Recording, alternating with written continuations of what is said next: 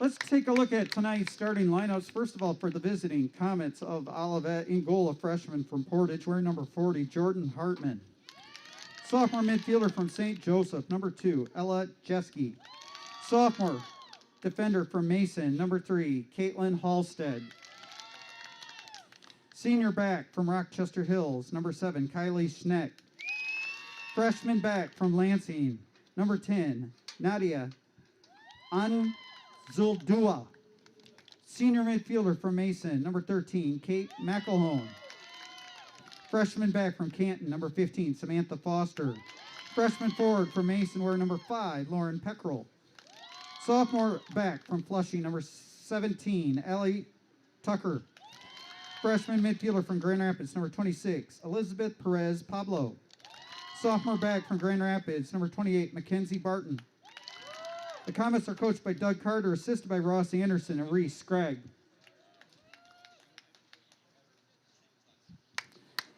For the Knights of Kelvin, in goal, a senior from Hudsonville, wearing number 1, Sarah Hookwater. Senior midfielder from Plymouth, number 4, Jesse Paulson. Senior back from Hudsonville, number 9, Emily Orr. Freshman back from Dexter, number 11, Carly Curry. Sophomore midfielder from Grand Rapids, number 12, Elizabeth Williams. Sophomore forward from North Muskegon, number 13, Sophie Mueller. Junior midfielder from Hudsonville, number 15, Carly Mitcherheisen. A sophomore midfielder from Toronto, Ontario, number 19, Caitlin Bendler. Junior midfielder from Winona Lake, Indiana, number 21, Anna Ryming. Sophomore back from Grand Rapids, our number 22, Rory Pruce. And a senior midfielder from Grand Rapids, number 23, Maria Vanderlaag. The Knights are coached by Emily Ottenhoff and assisted by Tara Wagner and Casey Souders. And now, would everyone please rise? Gentlemen, take off your caps for the playing of our national anthem.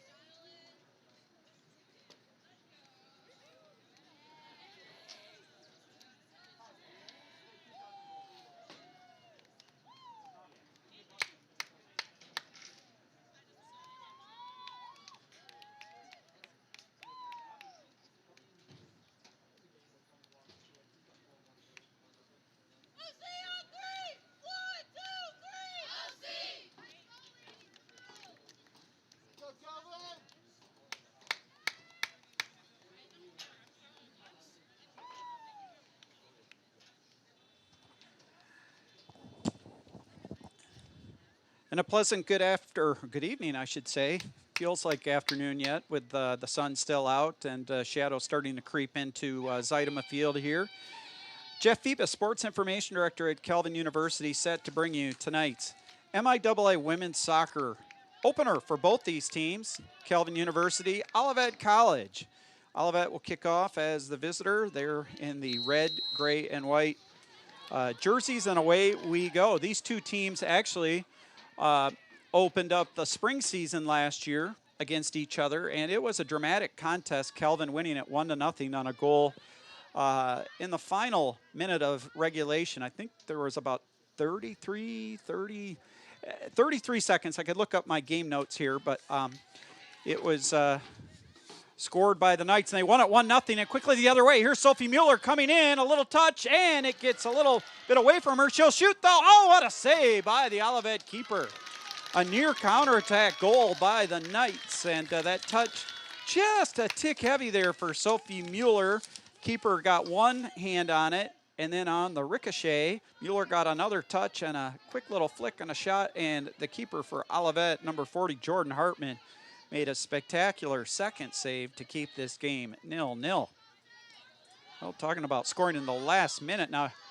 God, here comes Olivet the other way. They are fresh off a 4-2 win over the College of Mount St. Actually, I think it's Mount St. Joseph University now. Used to be the College of Mount St. Joseph, but they defeated the Lions 4-2 on Saturday in a game played in Lansing, Michigan. So this Olivet team 1-2 on the year, but coming off a win, they are under the direction, the Comets, of Doug Carter, who heads up both the men's and women's soccer program. He's got some assistants underneath him, obviously, to help both, but there's a crossing pass, little dummy pass by the Knights, and Anna Reimink almost got there for the touch, and it slid through. So the Knights looking dangerous here early on. That not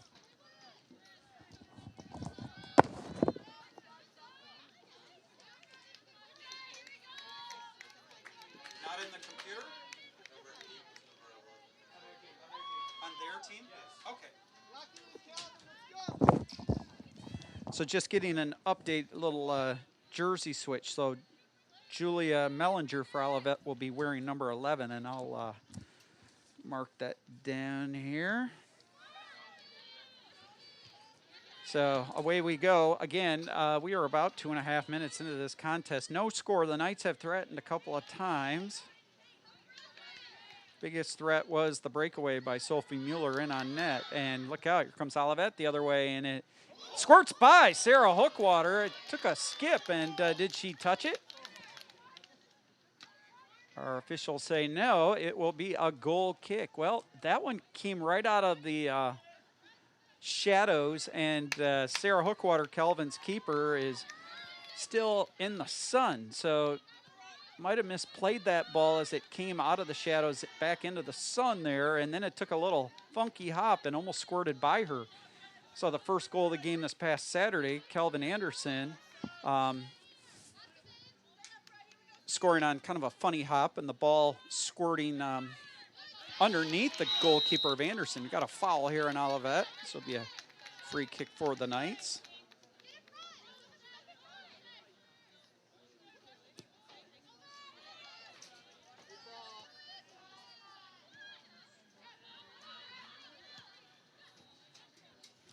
Just checking the video, and looks like the video stream is up and running smoothly, so that's always a good sign. 0-0 here, and wanted to talk a little bit about this MIAA women's soccer season as we move along. It is really going to be a fascinating season because I don't think I've seen a league this competitive from top to bottom. You look at the non-conference records, some of the scores, and just some of the young talent that is in this league now. Trine, 10-0-1 right now. They looked much improved last year, and they have 3 dynamic freshmen that are scoring for them, one of which has scored 11 goals already. And look out for the Trine Thunder. Kelvin winning the spring MIAA tournament and regular season titles last spring. But I think you're going to see some new teams challenging as well. On top of the usual suspects, there's a ball into the box picked up by the keeper, Hartman. You know, your traditional Kalamazoo's, Adrians, Albions, Hopes, Calvins certainly will definitely be in the mix. But St. Mary's, I think, has 7 wins already. Trine, as I mentioned, has 10 wins on the year.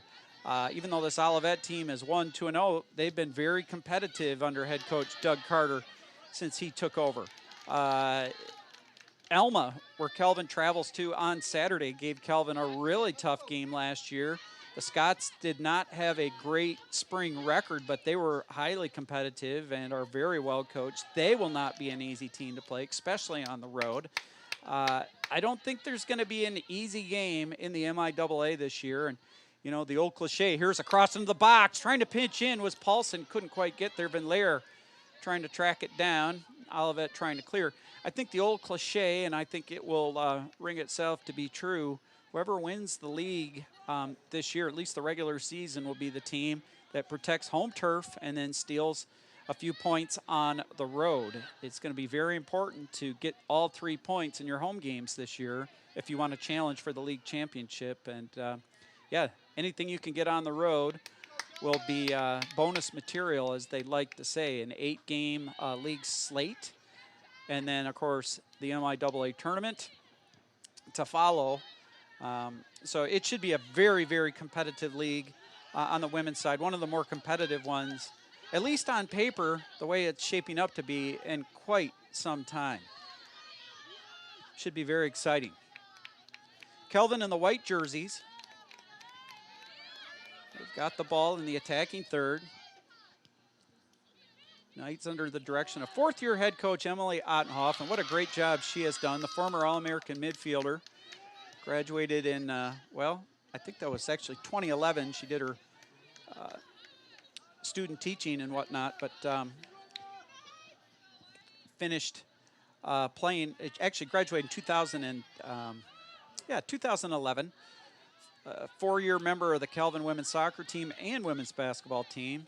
Point guard on a team that went to the NCAA tournament her senior year, women's basketball. And as I mentioned, All-American midfielder, terrific player. And then, boy, her coaching staff, no slouches either. Tara Wegner, the former Tara Dyke, the all-time leading scorer in Kelvin women's soccer history, a 2-time All-American herself. Scored 35 goals her junior year, still a Kelvin single-season record, and a record that probably won't be broken anytime soon. And then, of course, Casey Souders, the former Casey Kleinstra, who was a national champion at Messiah College and was a member of 4 teams that went to 4 straight NCAA Final Fours in women's soccer. And she was a terrific player herself, midfielder, defender, and was also part of a state championship team nearby at Grand Rapids Forest Hills Central High School. In fact, she scored the game-winning goal her senior year in the state title game. I think that was the old Class B, as they called it here in Michigan. Now it's all Division 1, 2, 3, and 4. Foul there on Olivet, and here comes Kelvin attacking the Olivet half, and the Comets intercept. Knights will take it right back. Far side of the field, Paulson, who had 2 goals this past Saturday in that 5-1 win over Anderson, second of which came on a penalty kick.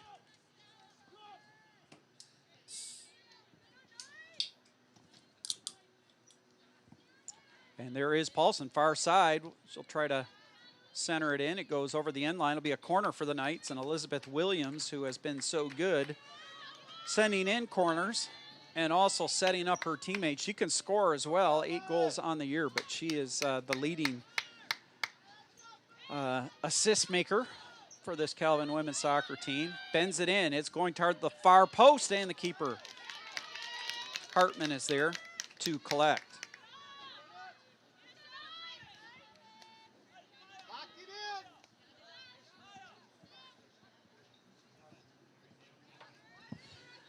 Nil-nil is our score. MIAA opener. Other MIAA games tonight, there's 3 others. Kalamazoo is at Albion. They are underway, and we'll try to track that game for you. Ball goes out of bounds far side. Be a throw-in for the Knights. Elma is at Adrian, and then St. Mary's at Trine. All should be very interesting games, and as I was intimating before the game, I think every MIAA women's soccer game will be very interesting this year. We'll be following those score lines very intently. Elizabeth Williams on the pullback pass from Paulson. We'll switch fields toward Reimink over her head, and it will go over the end line for a goal kick for the Comets.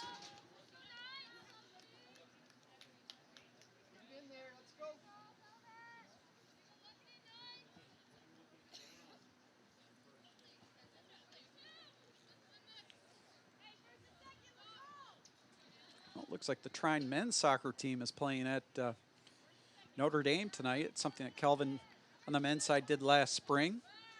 Notre Dame up 2-0 in the first half. Kelvin lost 1-0 at Notre Dame last year. Really played well. Almost tied the game on a blast by Mason Smith in the second half.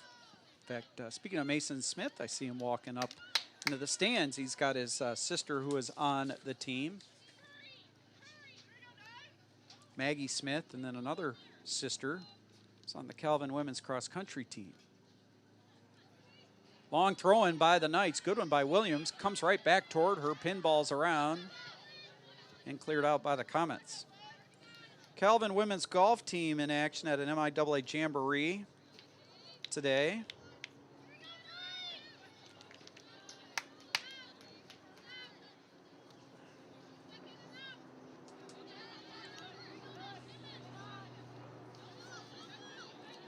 And I will get you results on that in a little bit. Looks like the results just came through. Throw in by Williams, another good one. Into the box, ricochets around, look out! Paulson almost got a shot off. But again, it's the keeper, Hartman, who is there.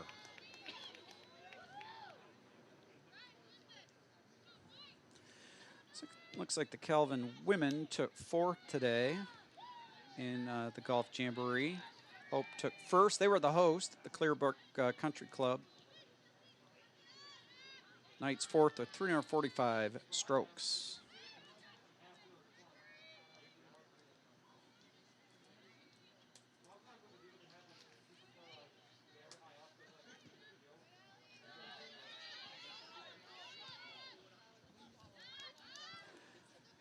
Ball coming all the way back to the Calvin end. Hookwater will play it out of the back with her feet. Up ahead to Orr, her former high school teammate at Unity Christian High School. Ball cleared out by the Comets.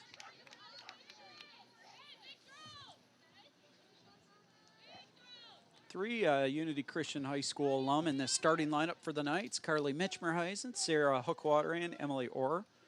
All played for Randy Heatheis, who is a Calvin alum and coaches the boys and girls over at Unity Christian High School. My son actually plays for him, so I get to see Randy quite a bit. Had a lot of success over there for sure. A number of state titles, both boys and girls. Long throw in by Williams into the box. Over the head of Mueller, and it's headed out. Paulson trying to get a touch. Paulson got bumped off the ball a little bit. Here's a shot, and it goes wide by Van Leer.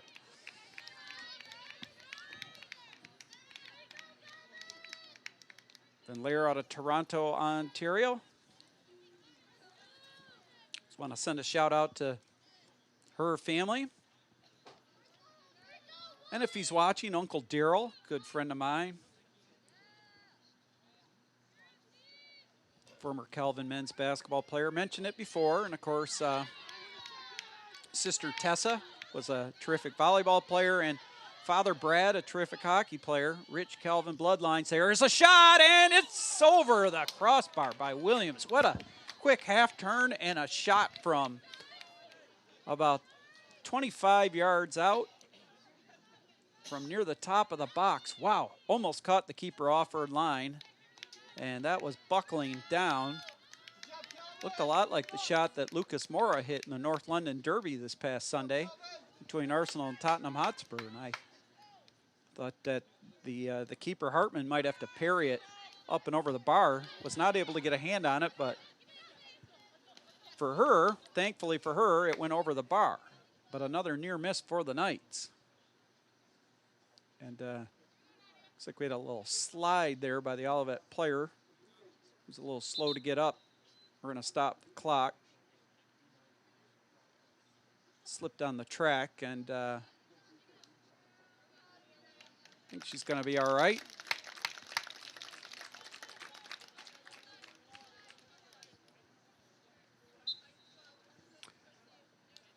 All right, underway. Throw in to Mueller. Touch to Williams.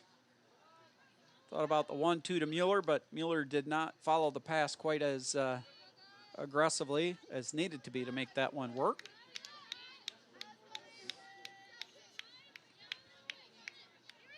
"15 minutes in, 0-0. I don't want to say it's scoreless because our head D1 hockey coach Mike Petrusma would always tell me, don't tell me it's scoreless, Phoebus. 0-0 is a score.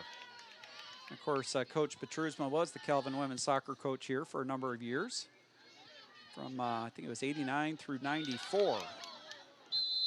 And a foul on Calvin's, that was on Reimink. No, beg your pardon. That was on Carly Curry who got the foul.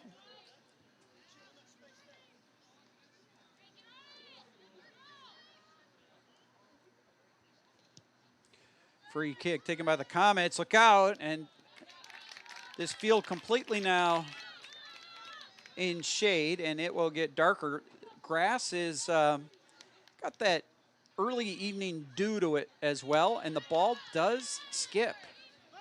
Coach Ottenhoff is telling her team to move the ball up with a little bit more gusto, and here is a nice little move and a turn by Williams. Tried to go inside, and Paulson jumping in off the deflection, almost got a shot. Back to Mueller. Mueller slides it inside. Paulson, a left-footed shot, and it's over the bar.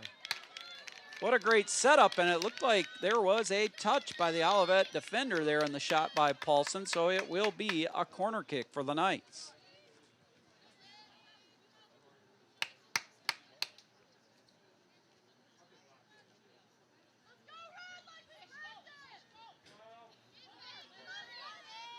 Williams to take that corner. Going to the far post and off the head of Rory Pruce. Trying to get some room is Mueller on the end line, and a good slide tackle by the Comets keeps her from sliding it across. Here 0-0, Kalamazoo and Albion.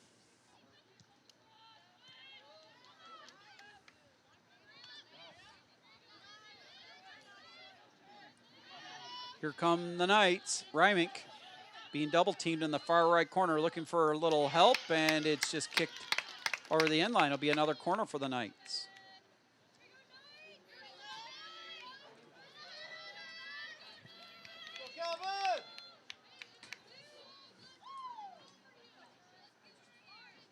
Hope is the one team that does not have a league game tonight. They have a non-conference game tomorrow. Here's a shot, and just off. Just missed that near post. That was Mueller. And it hits the side netting. Boy, the Knights are peppering this Olivet goal. Have yet to break through, but they are coming close.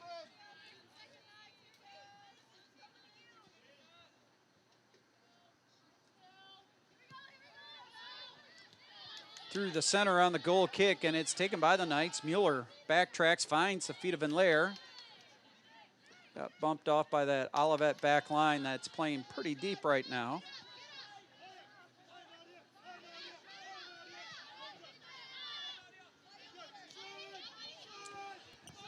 Try to get you the, looks like Adrian is up 2-0 on Elma in the first half. Here is a good cross pass by Mueller, a little back heel touch by Van Laer, a shot by Williams, and another one that goes high. Boy, that was a nifty setup by Mueller, and another nice back heel flick by Van Laer.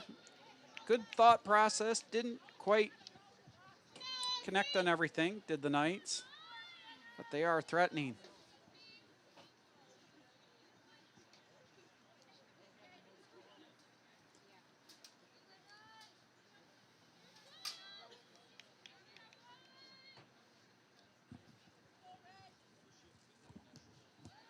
Goal kick, it's going to be won by the Knights and locked in. Van Laer, a little pass on the ground. Mueller outside the defender, edge of the box, and it will go over the end line. Yet another corner kick for the Knights.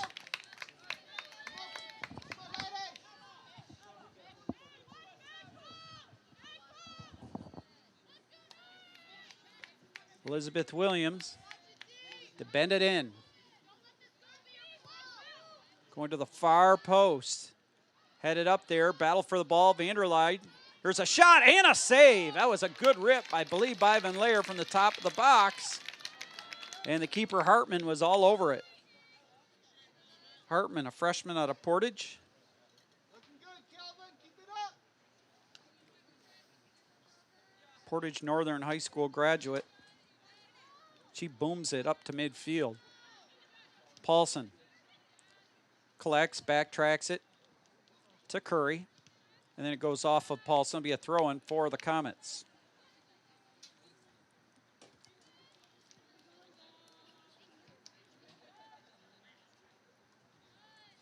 Kelvin men's soccer team at the University of Chicago tomorrow, late afternoon start. Knights moving up to number 3 in the nation in the latest top 25 poll. Kelvin women's volleyball team at Elma tomorrow. They have also risen up a spot in the national poll. They're number 4. We're number 5 last week. Cross-country teams have both been the top 25. New poll for those respective sports, men's and women's cross, due out tomorrow. There is Mueller trying to turn. Stead slides it out to Rymink. Rymink gives it back to Mueller. Mueller can shoot with both feet, and it's a good save by the keeper Hartman, who parries it over the bar with the right hand. Good shot by Mueller. And Hartman has been busy, and she's been effective as well. Perhaps the player of the game so far, Hartman. 5 saves to her credit. Here's a corner, and it gets over the head of the defender. Now it's sent back in. There's a little touch. No shot. Comes back to Mitchmerheisen. She'll send it to the far post. No one there. Over the end line, goal kick for the Comets.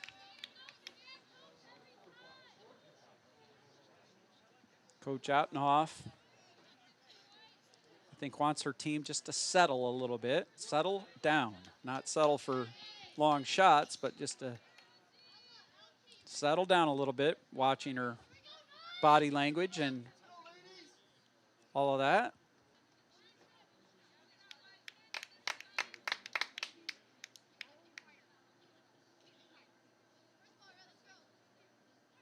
So there's the goal kick by Hartman into the air over the head of Vanderleid. Stepping up is Orr, one of those super seniors for the Knights, Emily Orr. Super senior in eligibility, and there's a pass, not a shot. Now here's a shot into the box, and it's deflected by the Olivet defense. They are really bunkered in. Paulson had the centering pass before that got deflected out, and then a shot from distance, again over the end line, and that will be the 6th corner kick for Kelvin, and we are about 26 minutes into this game. Looks like we have a sub coming in for Olivet. Here's a bending corner, and it's still being batted around at the near post. Paulson plays it back to Williams, who's in kind of a short corner position. Now bends it at the far post. Defender gets a touch on it. Mitchmerheisen couldn't get there in time as the Olivet player. Couldn't quite see the jersey number. Looks like that's number 17, Allie Tucker, who got there first. Good defensive play. And the more this game stays 0-0, the more this Olivet defense will stiffen as they get more and more confidence.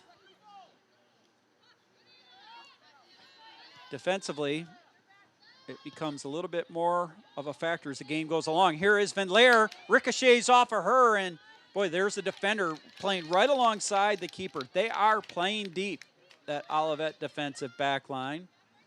They played very much the same tactic this past spring, playing at a very deep line position, playing for the counterattack offensively, and certainly trying to keep the opposition off the scoreboard. Can't necessarily say that is a bad tactic to take right now if you're Olivet. If you're Kelvin, again, it comes down to some patience here, unlocking that Olivet defense with some patient passes, and then it's probably going to take a quick combination, and you also have to be ready if you're Kelvin for a rebound, a deflection. Because right now this is not an up and down game. This game has been locked into 1/3 of the field, and that Olivet defense is certainly bunkered in. Paulson finds Williams on the turn, takes a shot, and that will one hop up to the keeper, Hartman. Pretty easy play for Hartman. Looking at Kalamazoo Albion. About 24 minutes left in the first half, still 0-0. And that one is our women's scores. Well, here's Olivet getting the ball over midfield, but the Knights steal it back. Paulson up the left wing, trying to find the feet of Williams, could not. Vanderlei got a little touch on it, and it goes over the sideline. Throw in Comets. Adrian up 2-0 on Alma. Looks like the Bulldogs got a couple of goals early, just 2 minutes apart. One in the actually technically 7th minute, 6:21 into the match. And the second goal, 8:15 into the match. So if you want to be real technical, it's 1:54 apart. And look out, here's Olivet. That little counterattack situation almost got off a shot on goal. Did not.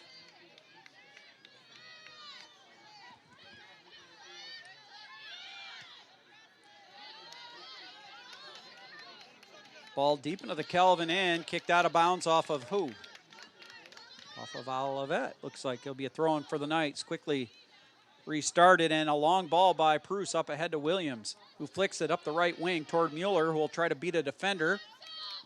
She does beat her for the ball. Loses it momentarily. Pruce, or bigger pardon, Reimink pinches in, and it deflects to open space.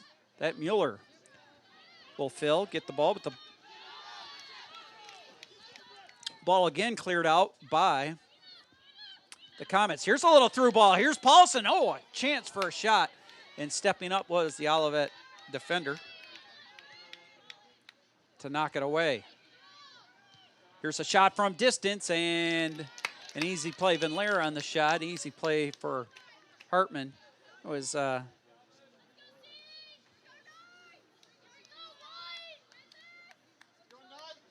trying to see the defender back there for Olivet. That was Isabella.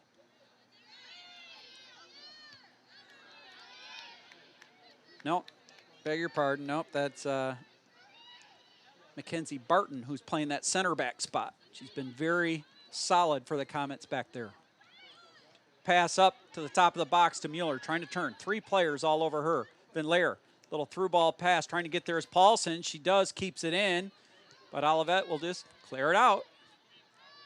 And to the feet of Orr. Emily Orr out of Coopersville, Michigan. Home of the Rock and Roll Hall of Famer, Del Shannon. Also a Coopersville native. The late Del Shannon, I should add.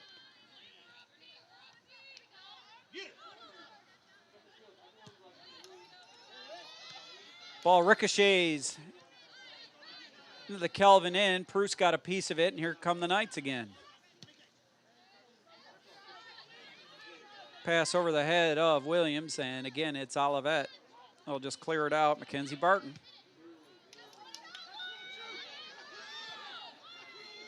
The ball will just come to the feet of Hookwater. Saw her father before the game.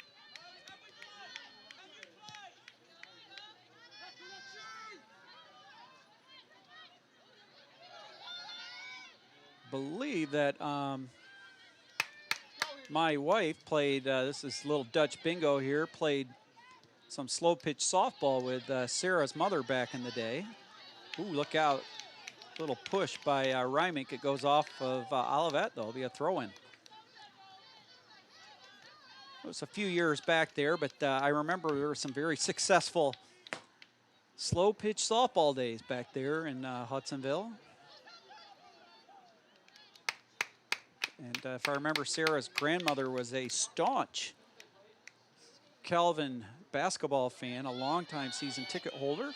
Saw her for many years at the field house.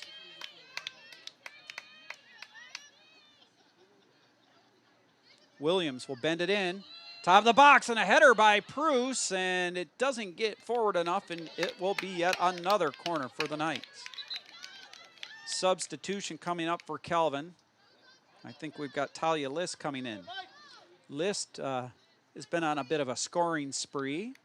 Had a goal this past Saturday against Anderson. Had a couple of goals when the Knights were down in Ohio a few weekends ago, back when they were playing Kenyon and Denison.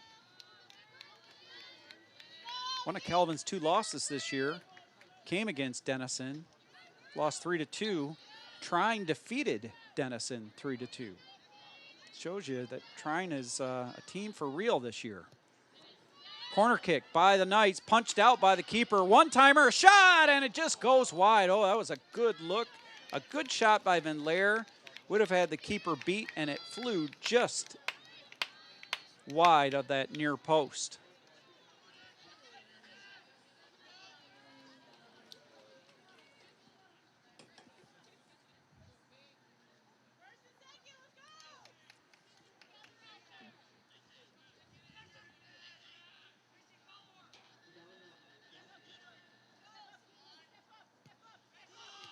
And look out, here is a steal. It's Talia List who just came to the game. She'll crank off a shot, and oh, what a great save. That had the keeper beat, it appeared. And reaching back behind was Hartman. Parried it over the bar off the giveaway. I thought that one was in the back of the net, and boy, that was a great save by the Comet keeper. Kayla Beebe coming in for the Knights. Starts to get in your head a little bit if you're Kelvin. What's it going to take to beat this keeper? Looks like Albion has taken a 1-0 lead on Kalamazoo. Here's a corner to the far post, going up and punched out by Hartman. Cleared out by the Comets. And into the bench, throwing for the Knights. That was not a great giveaway by the Olivet defense a moment ago on that chance by List, but on the flip side, it was a terrific save by the keeper Hartman.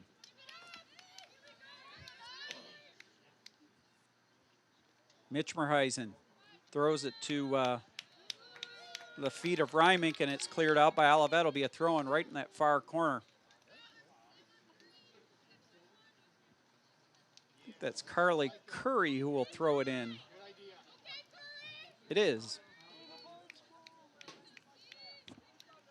Well, it'll be a corner. Okay. I thought that makes sense why she's over there. Here's Curry to the far post, going up high, not getting there. We're a couple of Kelvin attackers.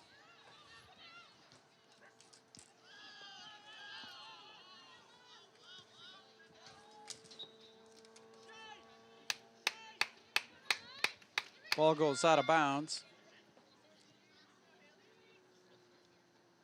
It'll be a throw-in for the Knights, far side of the field.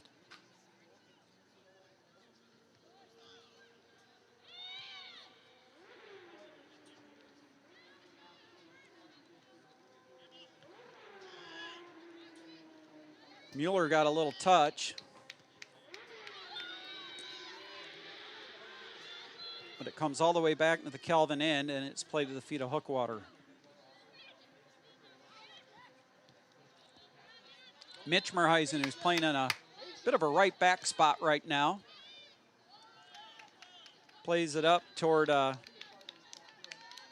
Curry, and now back to Hookwater, the keeper, and the Knights will move their shape up the front. Hookwater kicks it up the right side.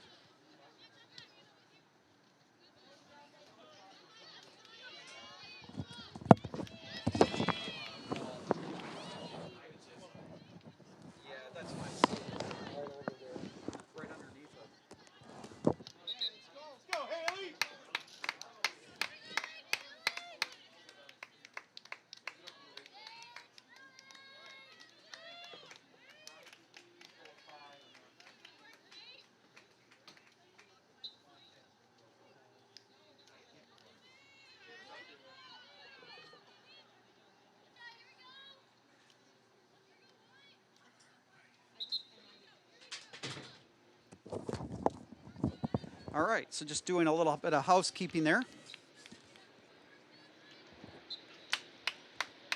And we're back underway. So under 10 minutes to go, first half 0-0. The Knights have dominated possession. They've dominated shots. But Olivet's goalkeeper, Jordan Hartman, has been really good. The Knights trying to unlock this Olivet defense. Adrian now up 3-0 on Elma. See if I can get a St. Mary's trying score. Nothing yet. As I mentioned, Albion up 1-0 on Kalamazoo. Ball comes out of bounds right in front of us, so it'll be a throw-in for the Comets.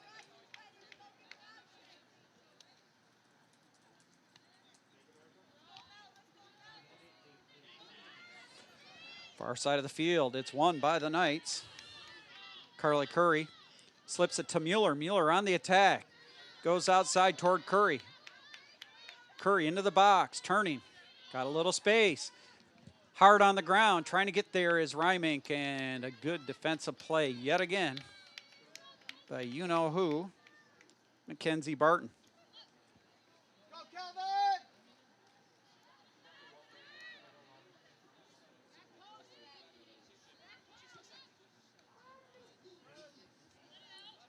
Ball all the way across the field, out of bounds, be a throw-in for the Comets.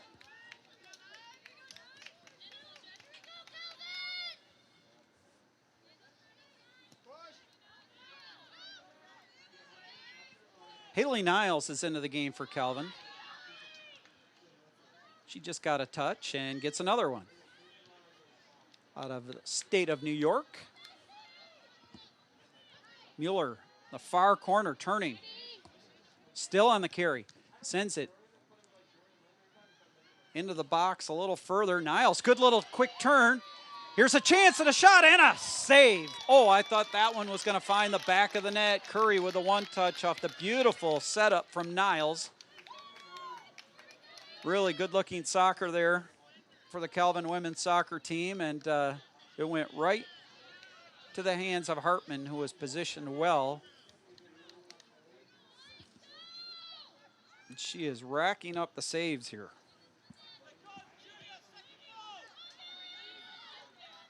I have to check with Olivet Sports Information Director Jeff Henson what the, it's probably on their website, what the Olivet single game record is for saves in a match. She's got 9 so far, according to our stat keepers. Would guess that is not a record yet, but the way this game is going, there's a foul on Olivet. Looks like Mary Mitchell is the guilty party.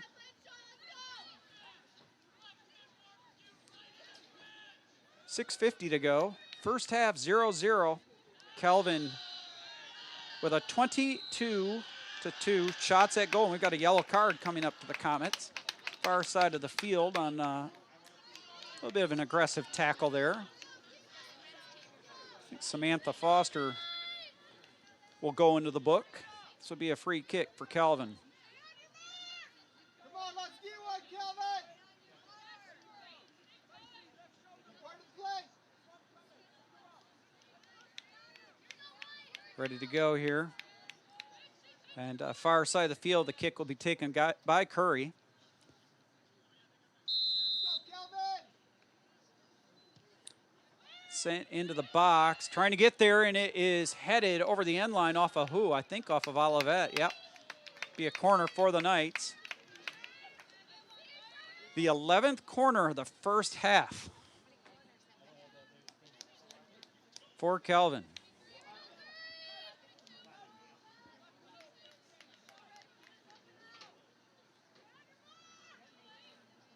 Well, goals change games, to quote Calvin men's soccer coach Ryan Souders. Can the Knights change this game right here? And they will not. The ball goes over and out of bounds, out of play, drifted wide right.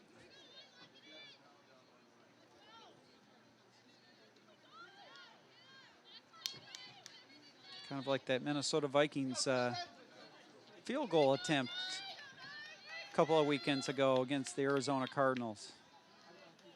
In all fairness, the Vikings did come back, get a nice win this past weekend against the Seattle Seahawks. So,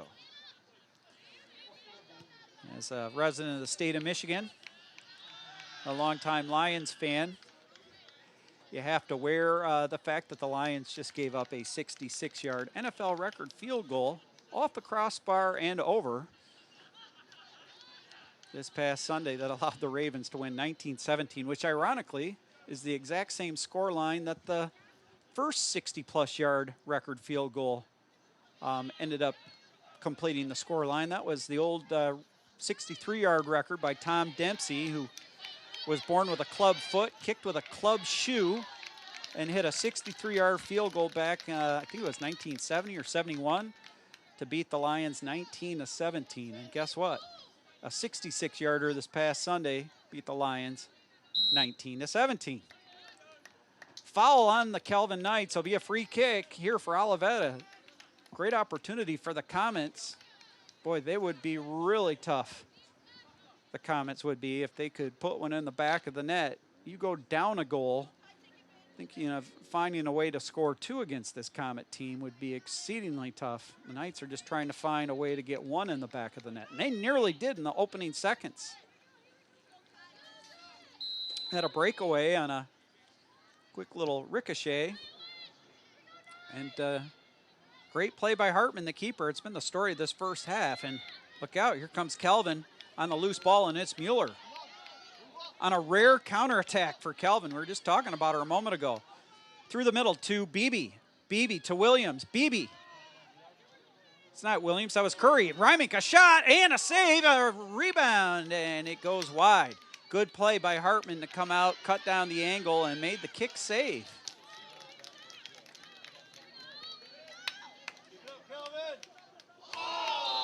And we are going to have a ball that goes out of bounds. Got a big roar from the crowd. And a foul on the Comets. Did not go out of bounds. So Mitch Merheisen will get ready to take it. So Olivet defense getting even more aggressive as they are bunkered in. It goes over the head of the Kelvin attackers. Not cleared out, though, by Olivet. Sent to the far post. Mueller, she'll beat a defender on the carry. Sends it on the ground to Niles. It skitters through right up to the hands of the keeper, Hartman, for another save. It was a great pullback pass by Mueller.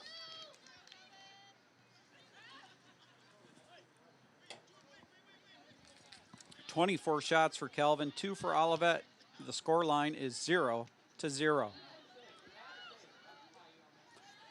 Glad you're with us here on this Tuesday night at Zeidema Field. Jeff Phoebus, Sports Information Director at Kelvin University, bringing you this broadcast. Haley Niles sends it outside to Mitch Merheisen. And she'll just send it on through. Olivet trying to keep it in. It's stolen by Beebe. Beebe, the junior out of Kalamazoo, centers it, and it's headed out by the Olivet defender. Haley Niles. Niles making a little something happen here, and Olivet player going down hard, and I'm not sure if a foul is going to be called. No, they're going to check and see if she's all right. She just kind of got tripped up hard. No foul called. To the edge of the box. Curry turning, shooting, and high. Have an Olivet substitution coming up here. Number 18, Courtney Kaczynski. Minute and a half to go, so let's make sure we do the 1 minute call. Substitution is made. And it curls out of bounds. Be a throw-in for the Knights, right in front of the Olivet bench. Up to Reimick. Now Rory Pruce. Pruce, an all-conference center back last year. Emily Orr, an all-conference 1 minute, center back. 1 minute remaining in the first half. Goes out of bounds off of Kelvin. Throwing for the Comets. They should get a sub here. Coming in, number 29. Abigail Ettinger, freshman at Grand Rapids Montessori School. 25 shots now officially for Calvin to the 2 of Olivet.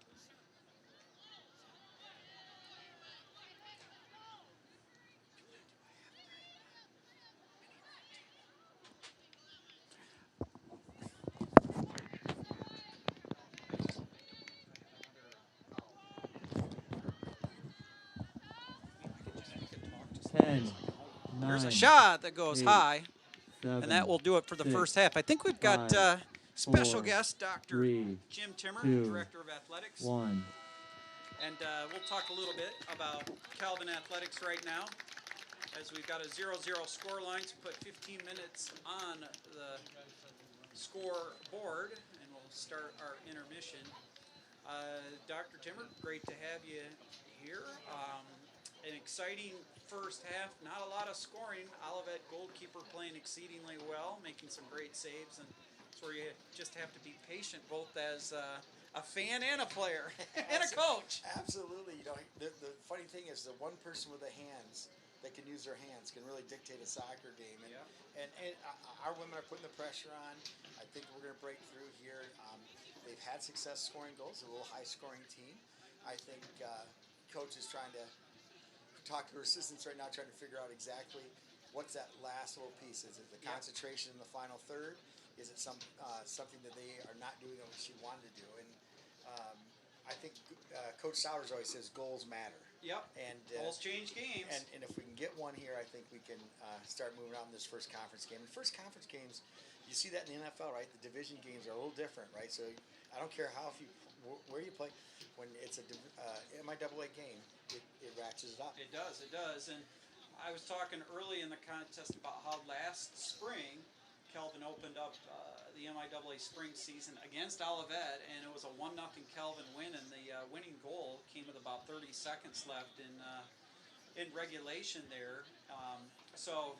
Hopefully the Knights can get one before then, but they take the 3 points, wouldn't they? Absolutely. As a really wise man said, when they start putting pretty on the scoreboard, then we'll start worrying about that. So we're just trying to get those 3 points, get out of Dodge, get ready for the next one, and that's what it is right now. A lot of times they're locked in a little bit with their lineups. The coach has gone through that preseason.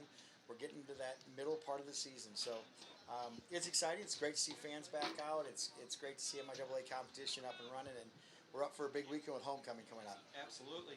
Just quick touching back on women's soccer. I was just saying again early in the pregame that I think the MIAA women's soccer race is going to be the most competitive from top to bottom that I have seen in a long time. You've got a team like Trine that's 10-0-1, and they've got some freshmen that are doing great things.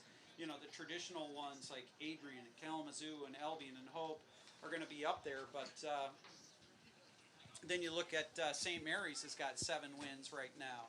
Elma's always tough to play in the road, and we're seeing how tough Olivet can be here to score a goal against, you know. So it is not going to be easy in this MIAA season. No, and that's why you don't worry about that. You put your head down and try to play as many good minutes as possible. You know, I think around the MIAA, you're seeing more and more teams, or you talk about softball, you talk about women's soccer, women's basketball. It's not the big 2 little seven, and we're seeing that across the board. Everybody says, "Well, Trine's coming." And I'm telling you, Trine's here. Oh, they're not for just sure. coming.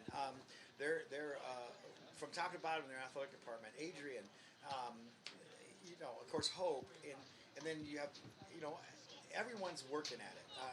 We meet with the athletic directors on Thursday all the way through the pandemic, and we've kind of kept that going. And I'm telling you, schools are investing in it. Schools are coming after Calvin and coming after Hope, and we embrace that. I mean, the better our conference can be, the better we're going to be. And we've had a good fall so far. A lot of exciting things going to happen. I mean, you and I both know both golfs are right in there.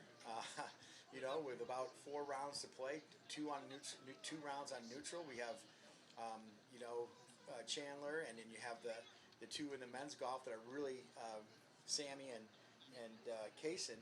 But the whole teams are doing well. I mean, we're getting great performances all around, and then you have cross country, and they were off to a good start, and they little glitch glitches with some of the COVID protocols, but Both nothing. teams nationally ranked, though, despite all of that. Absolutely. And then you move over to men's soccer, really kind of maybe a season-defining trip down to Atlanta. I think Yeah. they're trying to find something. A great overtime goal by Sam Twigg, and then a rainy game down Oglethorpe, and that's a good Oglethorpe team. Yeah. I know they were 0-4-1 or something like that, but their schedule was unbelievable. Yep. And so I know Coach Sowers was happy with that one. And then you have volleyball, right? With big ones. So homecoming's coming up. We have Illinois Wesleyan here on Xytema at 1:00. Men's soccer. Men's soccer is going to be another in-region important game against a CCIW opponent. I know we owe some CCIWs. Yeah. But the men go to Chicago tomorrow night, and that's going to be a tussle. That we've had great matches with them over the years. They're coming off of 2 1-0 losses when they've outshot Yep. their opponents, and I know Coach Sowers like, man, we're going into Hornets Den down there.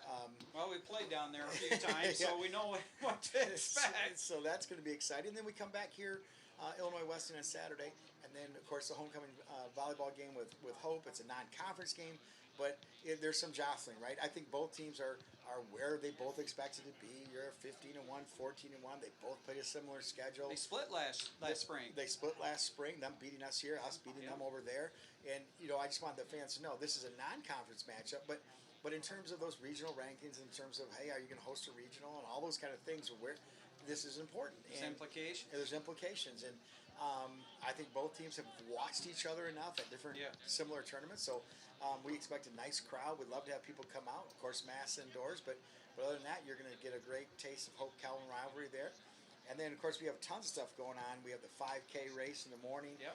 Alumni office putting that on. And then you turn around, we have baseball in their non-traditional park, playing a triple header down at the field, and softball over at the gaming complex. And then we got lacrosse playing Illinois Tech in a non-traditional. Now, for the fans out there, those are the one competition date that we can have in the fall, and they don't count on our overall record, but they certainly cap a fall practice session for those teams that kind of like the spring game in football. So, man, lots of things going on in Millcrest. Things are a little new normal. We're getting great support. It's great to see fans back out. And Jeff, you and your crew are back on the top of their game and working out the glitches on live stream as we ramp that up again for another year. And we hope that people at home are enjoying it.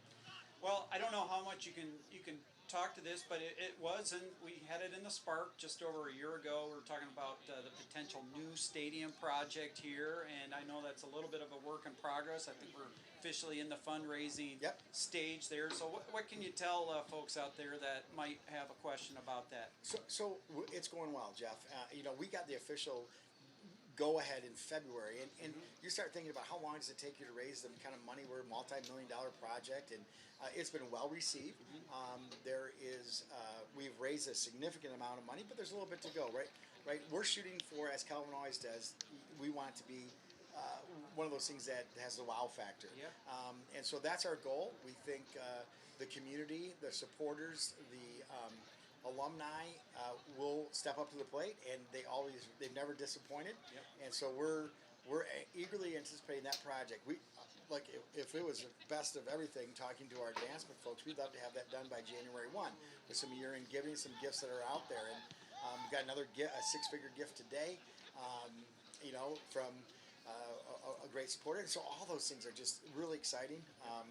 We got a lot of things going on. I think people would love to see our new film room for our indoor sports and our outdoor sports. We have that done, and some locker room renovations going around. And so I think sometimes we think we're just kind of holding steady here. No, we're always we're always trying to get better, right? So if you're not getting better, you're getting worse. And I think Calvin Athletics is trying to embody that. And so it's busy, as you know, but exciting. We had, I think we have 560 student athletes, over 200 FIDIACs, first time in college, and we've contributed a bunch to the graduate programs now up and running at Calvin. That kids who had that year from COVID were able to jump on, and so get the super seniors, at least eligibility, right? And that's a really interesting thing for coaches to deal with as now you span a 23-year-old to maybe a 17, 18-year-old, and tying all those pieces together, and maybe seniors that thought, well, this is going to be my year, and then they have a teammate come back happy, but also kind of adjust their things, and I think that is across the board in a lot of teams. Well, I would say that winter sports is also just around the corner, but in fact, it'll be here this weekend because the ACHA Division I hockey team is playing Cleary University this Friday at 7:40 over at the Eagles Ice Center. And of course, they've had back-to-back bids to the national tournament, played in the midst of a pandemic. I think that was, early April down in St. Louis, Missouri, and really had a great showing despite losing a really tight one-goal game. But they're doing some great things, and that'll kind of be the official start of Winter. A very busy winter season. Yeah. With, basketball, indoor track, swimming and diving, and on and on. Yeah, so you'll again, go to our website and talk about homecoming, and you can register for that game. We're on free tickets if you pre-register, and you can have until Thursday morning for both the volleyball game, which we ticket, and the hockey game, and the directions are right on there. We hope people come out, enjoy Friday night, and then come Saturday. A lot of things going on campus. But you're right, winter's upon us, right? Basketball starts the 15th of October. I mean, you start projecting out to a November 6th where we could have a number of athletic contests, fall and winter overlapping, and no sleep November will be on us before you know it. Yeah. Well, I don't want to. We brought this up on a Knights of the Round Table this past winter. I know our hockey coach talked about having an outdoor hockey game here on campus. Any thoughts on just that general idea, not to get into any specifics? I can't get into specifics, but the idea is percolating on campus different ways. It not going to be this winter, probably 2020. The academic year 22-23, we're talking about different ways that we can bring the community together throughout the year, maybe have 6 or 7 big weekends where we have some unique events, and again, maybe invite... That would be unique. Yeah, invite high school hockey programs to play outdoors and have a unique experience, get them on our campus. That helps a lot of things, introduces Calvin to a lot of people. And so, there's some transition in leadership at the college. We're trying to continue to produce and do things that we want. And I'd say to you, Jeff, I hope that when we kind of get on top of this this start, we'd love to get back to the round table. And That'd be good. I think we can have a little better product. We can meet in person. We can use our new equipment. And so maybe this is Roundtable Season 2, Episode 1 right up here, and then we'll build off of that. That sounds good to me. Well, it's great to have you stop by. And, hey, let's get a goal or 2 or 3 here in the second half for the Knights. Let's go, Jeff. All right, thank you. Bye-bye. Thank you. All right, well, again, pleased to have Calvin's fine Director of Athletics, Dr. Jim Timmer, here for our halftime interview. And as you heard him speak on a number of topics there are a number of things to look forward to, not only this weekend, but certainly for the winter season, the rest of the fall, and God willing, years ahead, as we're talking about exciting ideas, plans, projects, and all that type of thing. Certainly in Knight Nation, it is an exciting time, and really looking forward to having Calvin alumni back on campus this weekend, as it will be homecoming weekend, family weekend, all sorts of great events. You can go to the Calvin alumni page, and probably the easiest way is just to go to the Calvin main landing site, Calvin edu, www.calvin.edu, and as we get right toward the weekend, you will find links to all sorts of homecoming activities as we get ready to celebrate homecoming here on the Calvin campus. Again, it is 0-0 here at halftime. And actually, just I'm going to give you one more landing spot. It'll make it just a little easier for homecoming. It's calvin.edu/homecoming.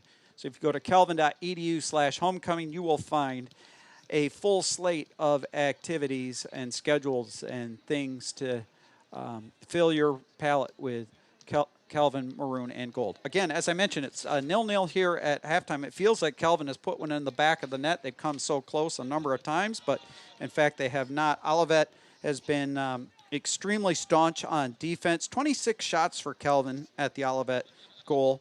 None of them have found the back of the net.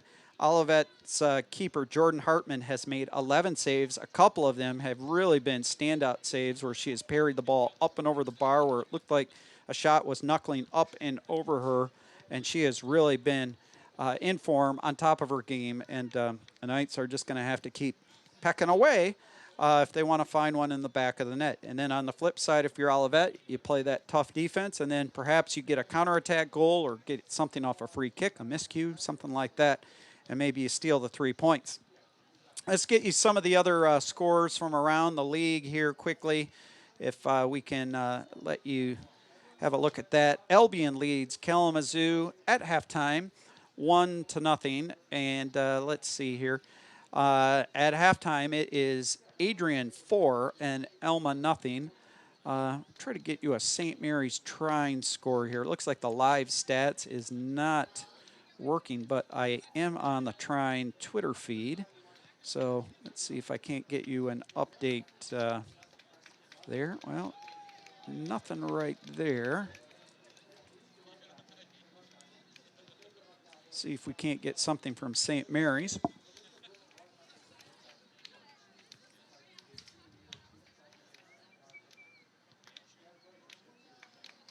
Well, nothing there either. So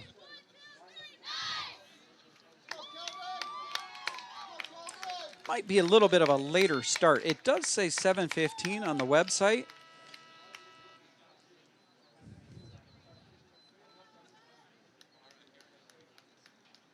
It's supposed to be at Trine.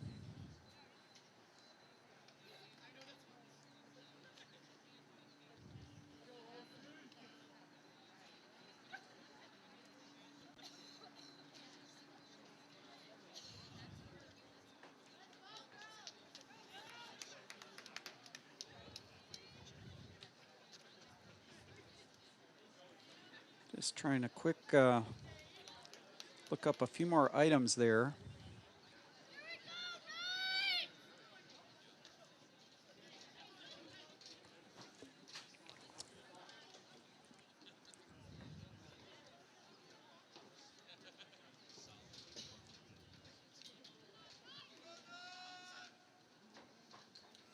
Well, I have found live video, and it is Trine leading St. Mary's 2-0 late in the first half. So we'll keep that video stream up and rolling, and we'll give you updates on that game as we go along. So Trine leading, Adrian leading, and Albion leading in women's soccer. And in this game, neither team is leading. It is 0-0.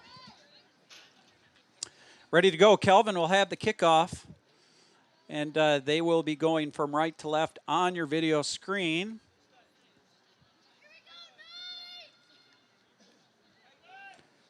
Looks like that Trine St. Mary's game is being played on the football stadium turf. That might have been.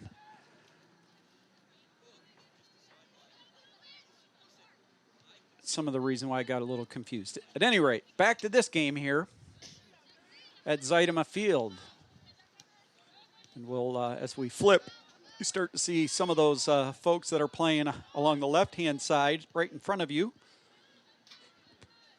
I take pictures at my son's games frequently, and it's always interesting when you turn the dial at halftime and you see some players come to the opposite side of the field that you didn't see much in the first half when you stay on one half of the field. So we'll get a little better look at some of these Calvin players. Ball centered through the middle. It's Williams, a touch to Vanderlei. Left side of the box. Paulson trying to turn a defender inside out. Centers it on the ground, cleared out by the Comets. They are deep, really deep, in a low block, as they like to say.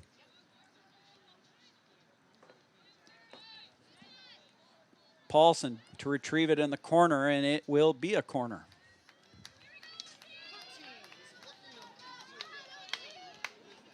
No, they're going to say it ricocheted off a Paulson. Goal kick. Yeah, I'll be honest, with the naked eye, I thought that's what happened.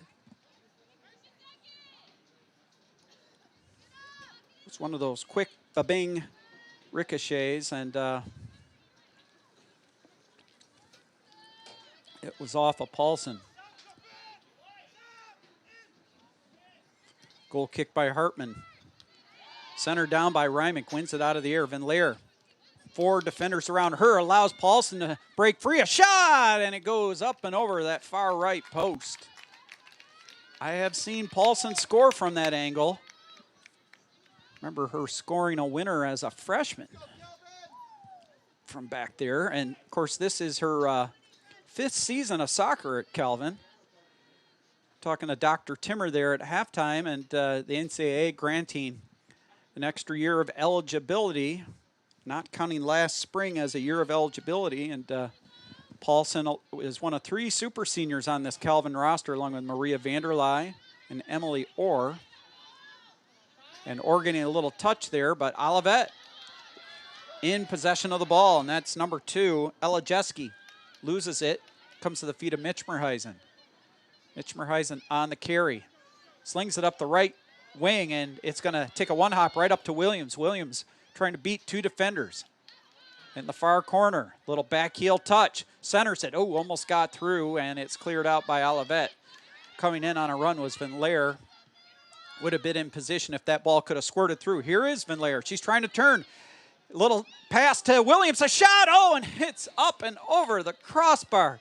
Williams fed beautifully by Van Laer. That is the type of turning the key with the offensive 1-2 in the box. I think what Coach Ottenhoff is looking for is just that final finish that the Knights are looking for. It was a great setup by Van Laer to Williams.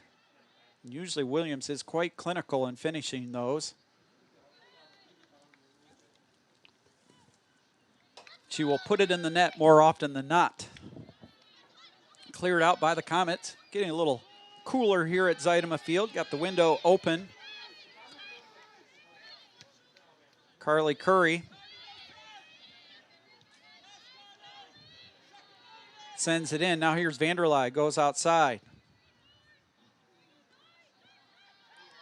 Anna Reimick on the dribble. Centers it to the feet of Paulson. Little pivot action there. Top of the box. Goes outside to Van Laer.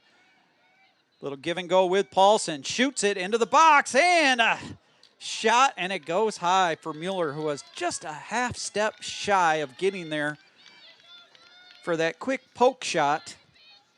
And that ended up not being too much of a threat. It was a good look by Paulson.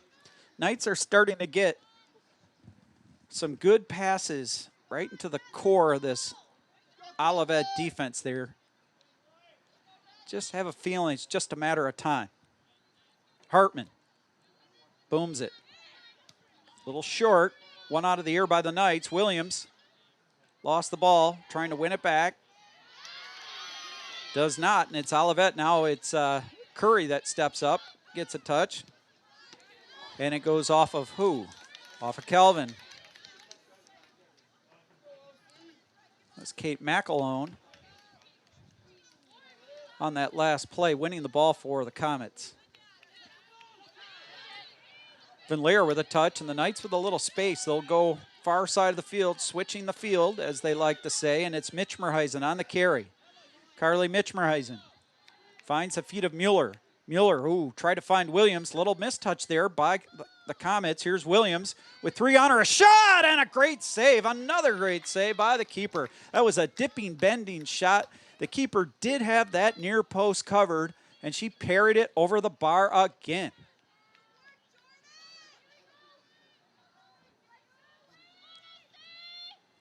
It will be a corner kick for Calvin once again, and Williams will trot over to the corner to take it.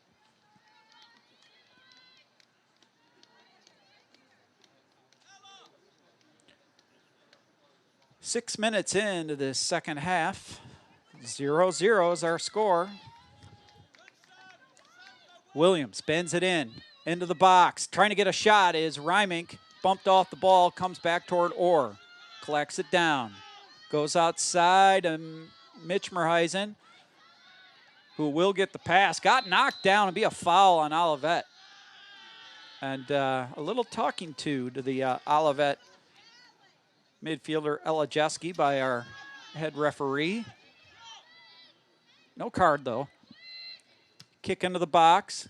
Van Laer sends it toward the far flag. Trying to get there is Reimink. Got a little touch, but not before it went out of bounds. Goal kick, Comets.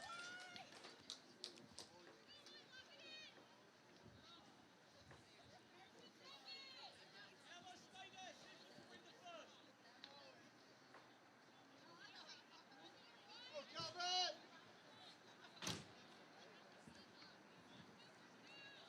Goal kick by the Comets. One out of the air by Mitch Merheisen. And sent back over midfield by the Knights. Cleared out by Olivet. Comes all the way back to Pruce, who plays it back to the keeper, Hookwater. Hookwater being pinched in.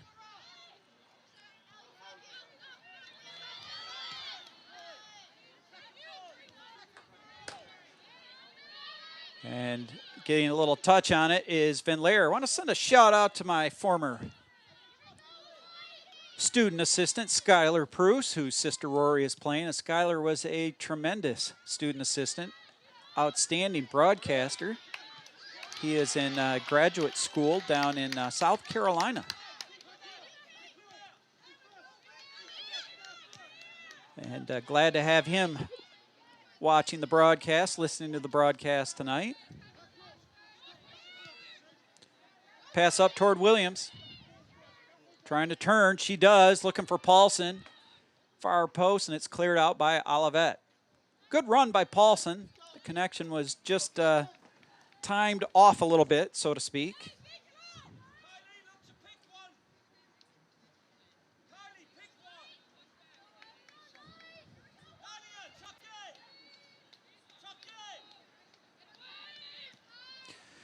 Ball edge of the box. Look out, a shot and a goal by Sophie Mueller.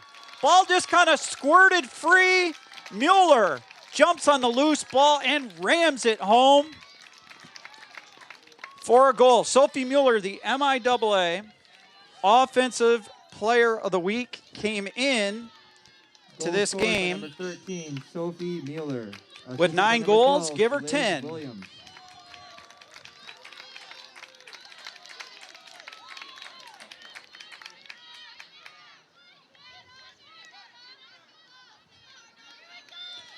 So just like that, the Knights take a 1-0 lead. No assist on the play. It was just kind of like a giveaway by the Comets on the turf that's starting to get a little wet here.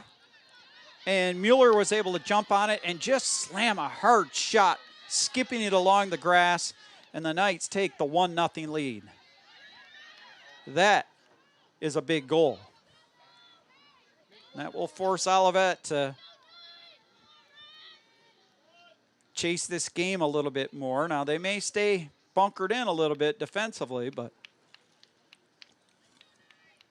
at a certain point, if they want to try to gain a point or more from this game, they will need to come out and challenge offensively, and that may open up the defensive end for Olivet. Far side of the field, Elizabeth Williams tracking it down, trying to beat a defender. Slides it, top of the box. Mueller with a touch. Paulson trying to get there, could not. And it skips wide. Olivet. Comets have been able to score some goals this year. It is not like they have not been able to score. There's a foul on Kelvin. Be a free kick for the Comets coming up.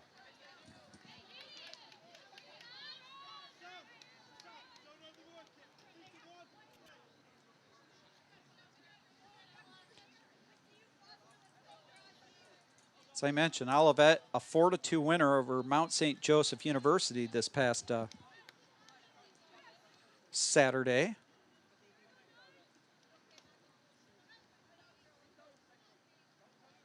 Also had a 2-1 loss to Bluffton, season opener back on September 3. So ball squirted all the way into the box.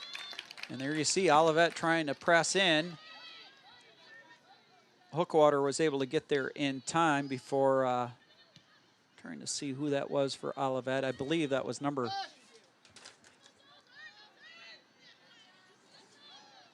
number 5. We'll get to that in a moment. Here comes Mueller quickly the other way, going outside to Paulson. Paulson, will she get off a shot? She will. It goes off a defender, and it goes over the end line. It'll be a goal kick, and Rymink was trying to get there for the touch, could not.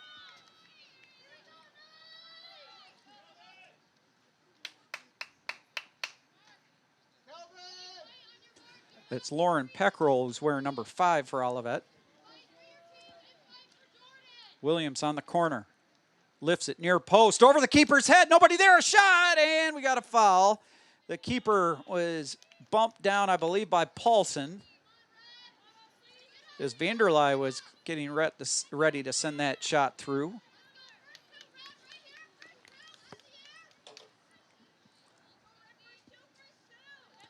Try to update you on scores here. Again, Albion still leading 1-0 there in the 58th minute against Kalamazoo.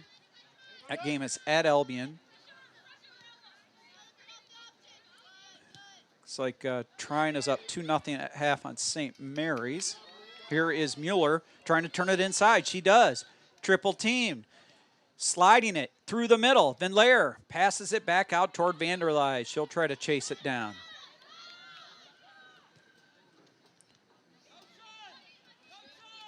Adrian up 5-0 on Elma. 57th minute of play. Game being played at Docking Stadium on the campus of Adrian. Always a difficult place to play if you are a visiting competitor.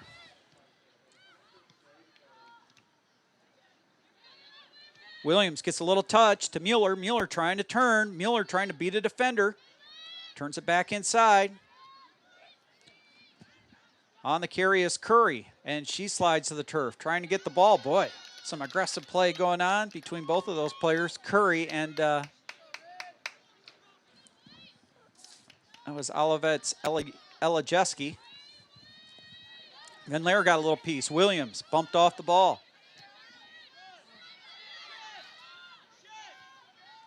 Pruce deep in that center back spot, distributes to Mitchmerheisen. Paulson now out on the right wing. Lost it momentarily, trying to chase it down, far corner flag. Big left-footed clearance, a one-time chance by Mueller, nothing there. Ricochets and bumped off the ball. Reimink cleared out by the Comets. Boy, that would have been a pretty shot. A pretty centering ball from the deep corner by Paulson, and Mueller tried to one-time it in the full volley blast. Here's Williams turning inside. Oh, Van Leer had a great chance and couldn't one-time it herself. Tried to do it with the left foot. What a centering pass by Elizabeth Williams. We're going to have a substitution at the next chance for Olivet. It's like Macy Gorel throwing up to Mueller. Lost it. And over the sideline out of bounds. It'll be a throw in Kelvin. Again, 1-0 Kelvin. Only goal of the game coming off the foot of Sophie Mueller about 7-8 minutes into this second half. Speaking of Mueller, she's got a touch on the ball. North Muskegon High School graduate, played some summer league ball for the Muskegon Risers this summer. And she is going to try to jump on that one, and it's cleared out by the Comets.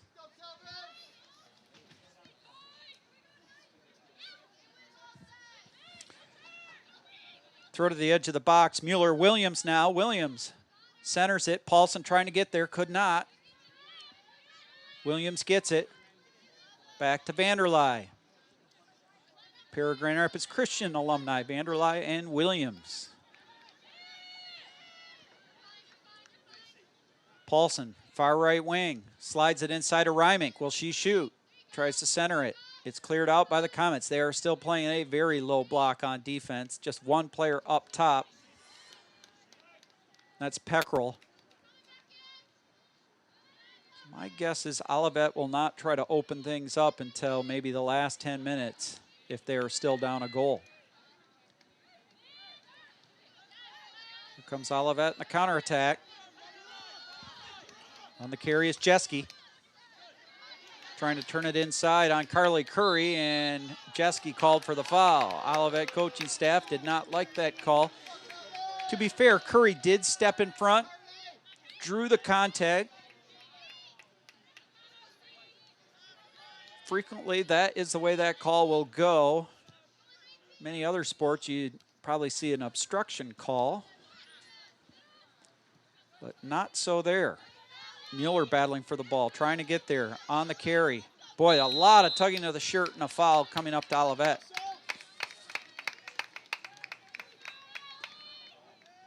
Allie Tucker called for the foul. She is out of Flint Powers Catholic High School, as is, we were talking about the Smith siblings, Mason Smith, Maggie Smith. They are Flint Powers Catholic graduates, so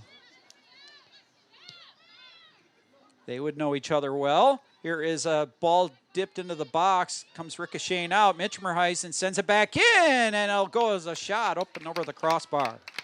A good look there. Here comes Talia List back into the Kelvin end.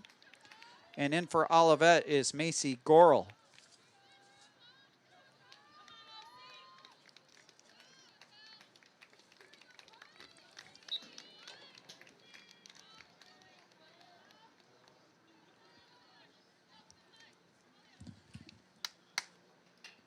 Kelvin volleyball team at Elma tomorrow, 6:30 p.m. conference match. Men's soccer at the University of Chicago at 5 o'clock. That will be, I believe that's a 5 o'clock Central Time start, so that'd be 6 o'clock Grand Rapids time, Eastern time. Got to look up when the daylight savings happens here. It seems like that has changed over the last handful of years. Caitlin Van Leer, a little touch. Gets bumped off the ball. Reimink aggressively goes down, trying to grab that ball. Knights have possession.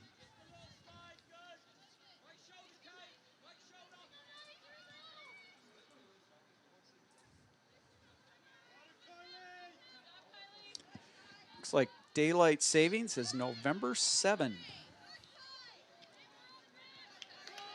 Seems like it always used to be around Halloween, sometime in October. This year it is November 7. Carly Curry. Keep moving, White. Let's go. Keep moving. Leaves it over to Mueller. Mueller trying to turn it inside. Little burst of speed. Good little pass through the box trying to get there. Is Van Leer. She does. Squares it through, and a little bit of a heavy touch by Paulson. Oh, she had a great chance and just couldn't quite control it. Out of bounds throw in comments. Sub for Olivet. Number 19, Amelia Northern out of Plainwell, Michigan. Just down US 131 from Grand Rapids, about 40 miles. 45 miles or so. Plainwell and Otsego are kind of neighboring communities there off of US 131 as you go down toward Kalamazoo. In fact, Plainwell is maybe about 15 miles north of Kalamazoo.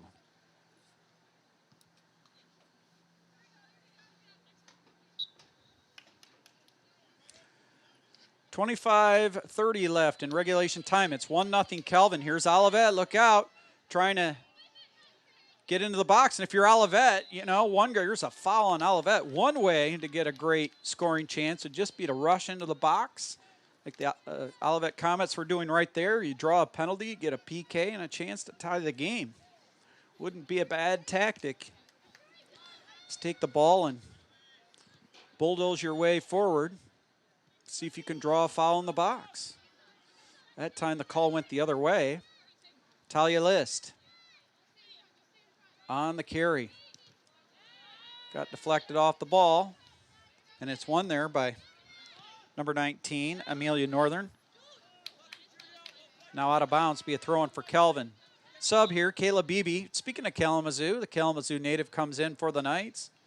A junior, Kalamazoo Christian High School graduate, former Comet. Send a shout out, he's probably not watching, but former Kelvin men's soccer standout Brad Heatheis, who's in his first year as the head athletic director at Kalamazoo Christian High School, was just texting back and forth with him. We do a lot of good-natured texting and DMs when it comes to our Premier League rooting interests. Of course, I'm an Arsenal person, and he's a Man United guy. Both owned by American ownerships, for better or for worse. And in fact, those two sides in the NFL went head-to-head this past Sunday, as Arsenal, owned by the Kroenke family, also owns the Los Angeles Rams, and Manchester United, owned by the Woodward family, owns the Tampa Bay Buccaneers. And ended up being a pretty good day this past Sunday for the Kroenke family, as Arsenal's men defeated Tottenham in the big North London Derby rivalry 3-1. And then the Arsenal women beat Manchester City in a big game 5-0. And then the LA Rams in the NFL defeated the Tampa Bay Bucks 34-24. So the Kroenke family. Speaking of the Kroenke family, they also have ownership in the Denver Nuggets, which will have its minor league basketball affiliate, the G League. I think it's the Grand Rapids Gold who will be setting up shop here at Calvin for some of their practices this year. So that will be fun. Previously, we had the Detroit Pistons affiliate, the Grand Rapids Drive, but the Drive have relocated to Detroit and actually are playing and practicing in Detroit. I believe they're playing in a new facility on the campus of Wayne State University there in the city of Detroit. So Grand Rapids Gold are now in town and affiliates of the Denver Nuggets. Of course, the Nuggets digging for gold, so to speak. You get the comparison. 1-0 Calvin here, 22:20 left, regulation time. Sophie Mueller, the only goal of the game.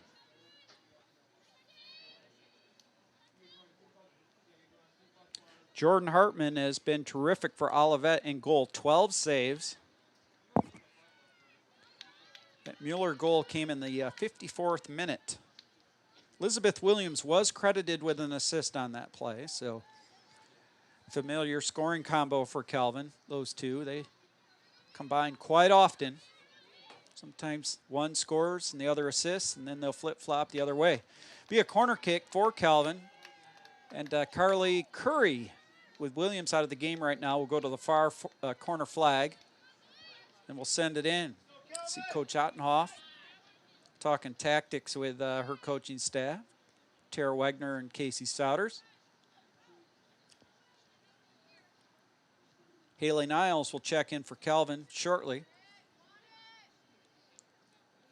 The Curry corner. It is headed toward the goal, and it goes just wide. That was Anna Reimink who got her head on it. And Talia List was trying to pinch in. Could not quite get there in time.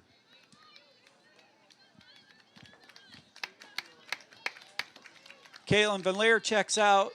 Haley Niles is in.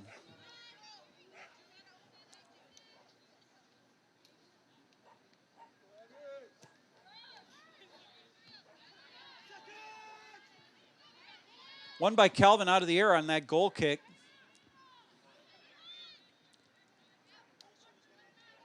Should also mention today, one of those social media phenomenons, but you've got all of these celebratory days. National Sons Day. Just had National Daughters Day. That was on the weekend. Now National Sons Day, and so had a good time posting a picture of our family. Got two boys. Oh, and there's a foul. Sophie Mueller taken down hard. We're going to get a card. We will.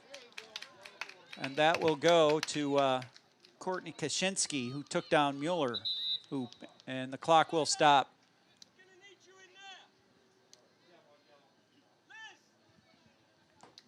You can hear Coach Carter there. At any rate, so happy Sons Day out there. Happy Sons Day to my two boys. My oldest, Jarrett, who is 17. My youngest, Justin, who is 14.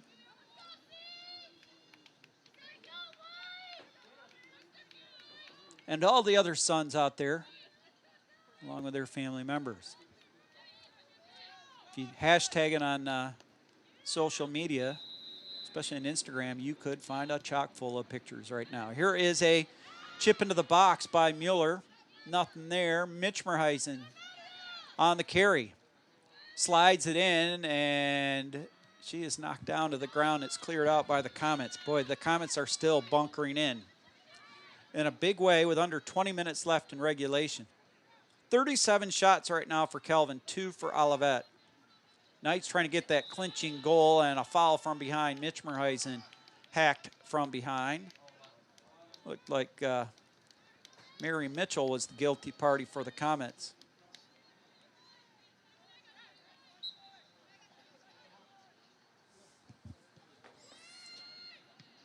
Ball to the top of the box, getting a touch. Emily Orr finds Rory Pruce, goes outside to Mitch Merheisen, bends it in, trying to get there is List. She will, a shot and a great save, point blank save by the keeper. Boy, another terrific save by the keeper. It wasn't so much that she had a dive for it, but she just read that play so well and calmly put up her hands on a bullet of a shot and just ricocheted away. Now it squirts through that back line, but to the hands of Hartman, who will pick it up before Talia List can get there. Great setup by Kelvin. Great shot. Keeper was just there to make the save again.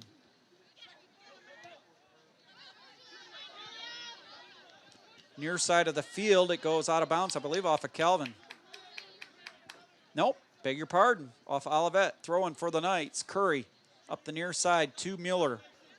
Being defended tightly from behind by Macy Gorel, and Olivet dumps it into the Kelvin end. Little dump and chase, so to speak. Old school NHL hockey. And it pays off as the turnover squirts to the Olivet attacker. That was Mary Mitchell on the pass. Goes a little errant quickly the other way. Kelvin trying to get something going. Goes off the feet of Caleb Beebe. Going to have a sub for Olivet.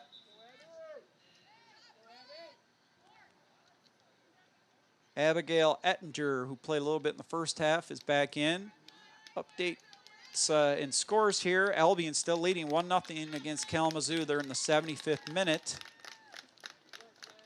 Trying up 2-0, about 10 minutes into the second half there. They're leading St. Mary's. Playing at Shive Field at the football stadium. And 71st minute, Adrian is leading Alma 5-1.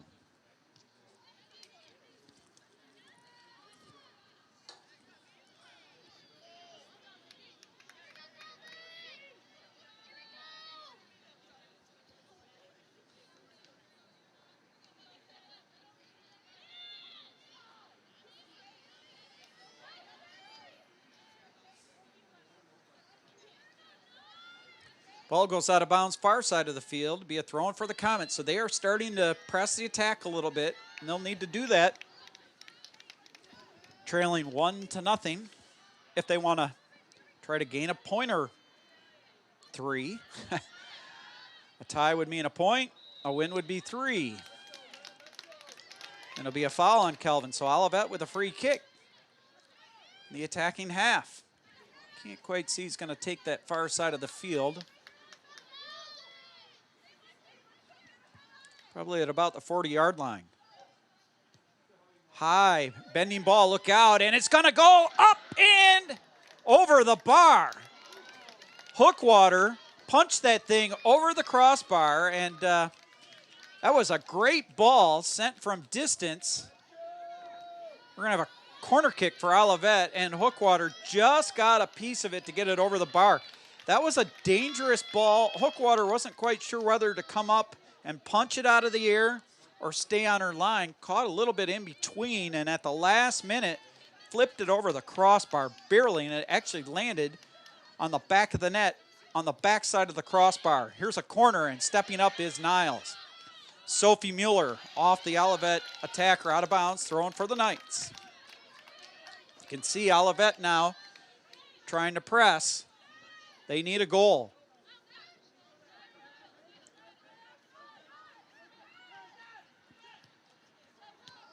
Near sideline, stolen away by Olivet. Emily Orr slides to the turf. Olivet player slides to the turf. Niles slides to the turf, and be a foul on the Comets. And they don't agree with the call. To be honest, it could have gone either way, so I do sympathize a bit.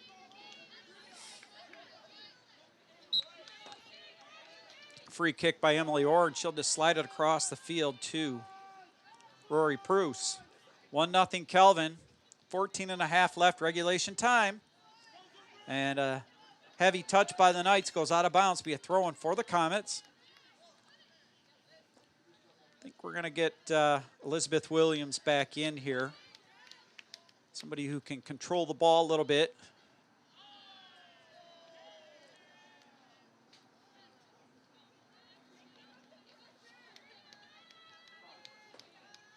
She's getting ready to check back in.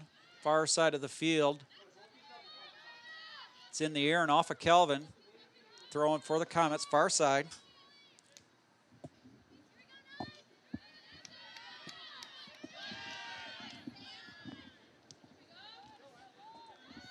Mitchmerheisen controls it. And Olivet will gain it right back. Rory Proust with some good play out of the back there. Slides it over to Emily Orr. Vanderlei near side to Carly Curry. Curry on the carry. Curry looking for something. Slides it to Talia List. Trying to turn it inside. Gets one by one defender. Couldn't beat a second.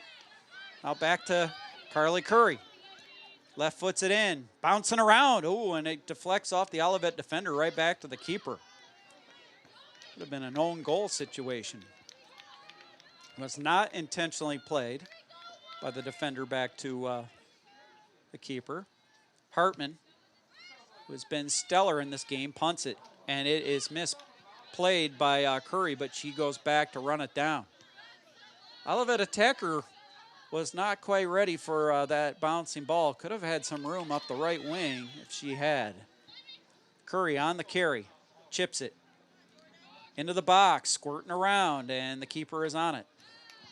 Like I said, when the ball gets a little wet with this evening dew on the grass field, it will squirt a bit.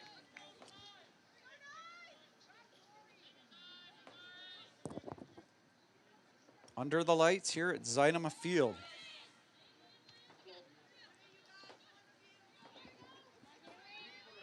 Just over 12 minutes left in regulation. Here is Niles. Niles on the carry, runs into a defender, loses it.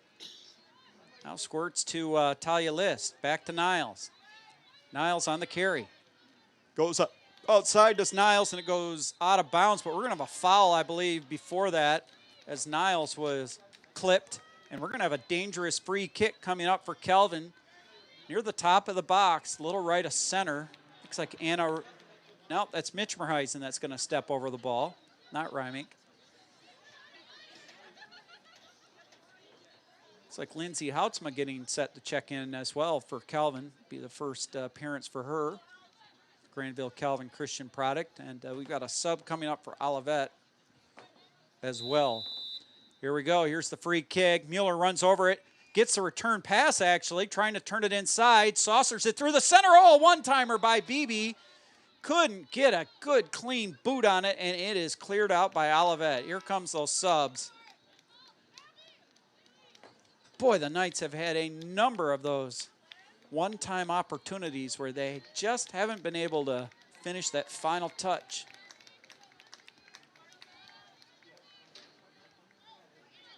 Olivet has had a couple of dangerous situations. The most dangerous probably was that long free kick into the box about 7-8 minutes ago that took a dangerous hop and just was sent over the crossbar by Kelvin's keeper, Hookwater.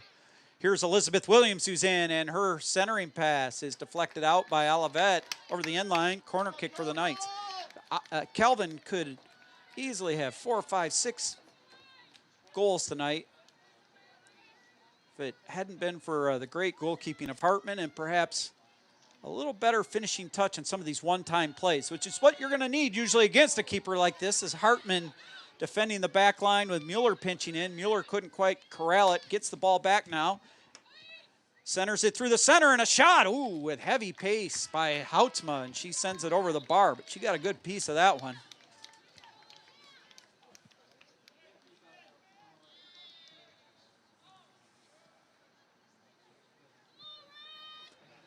Under 10 minutes left in regulation time. Knights up 1-0. Knights trying to get the all-important 3 points in the conference standings with a win. A year ago they beat Olivet 1-0. Will they do so again here tonight? We shall see. Olivet trying to come back from behind and equalize. Emily Orr playing the back line, goes out of bounds off of Olivet. Subs here, Paulson for Kelvin. And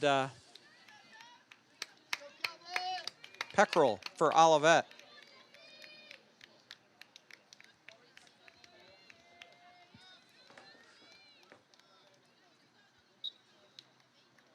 Under 9 minutes left. Throw in near side off of Mueller. And then off of Kelvin. Houtsma got a little piece of that one.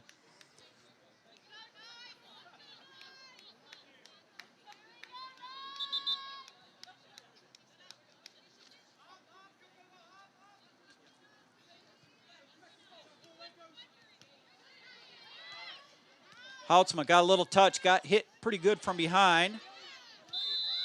And, oh, we got a foul on Houtsma, who wrapped the attacker. Little wraparound. McElhone got fouled by Houtsma. Look out. This is where Olivet may just dip one in there again and see if they can get this thing to skip off the turf. Hookwater back on her line. Mueller playing a lone wall, 10 yards back from the free kick. 8 minutes left in regulation. Elajeski to take it. Bends it in. Pretty good ball. Stepping up in front, though, and clearing it was Houtsma, who was called for the foul, and she ended up clearing it out. Here's Williams. Williams trying to beat a defender. She's got a lot of pace. She's coming into the box. Williams with a shot, and it is saved. Rebound. Trying to turn. And she'll just hang on to the ball. She tried a little nifty flick shot, and the keeper was just there. And here, look out, Paulson almost got there. Mueller's got some space. Edge of the box, a shot and a goal. The keeper, Hartman, gave up that near post. She thought Mueller was going to go far post. Mueller said, nope, I'm going near post again, and it's 2-0. The Knights have pretty much put this game away. 7:28 left in this contest. Sophie Mueller, her second goal of the game, 11th of the year, and it's a 2-0 Kelvin advantage.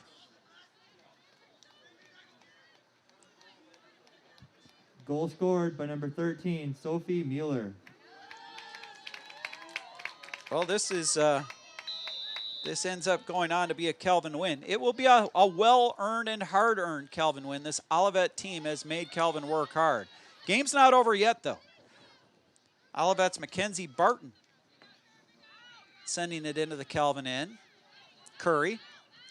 Back to Orr. Now Curry again. Olivet trying to press ahead and keep it locked in. Tucker couldn't hang on to it. Now Reimink will just try to possess the ball. Finds Mueller. Far side of the field.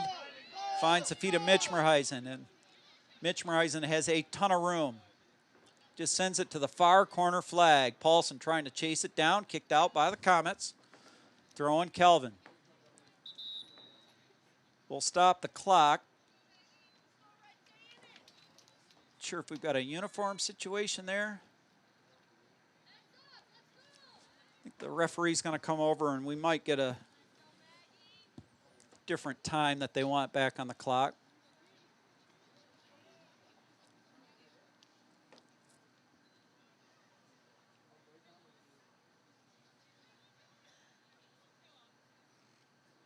Maybe.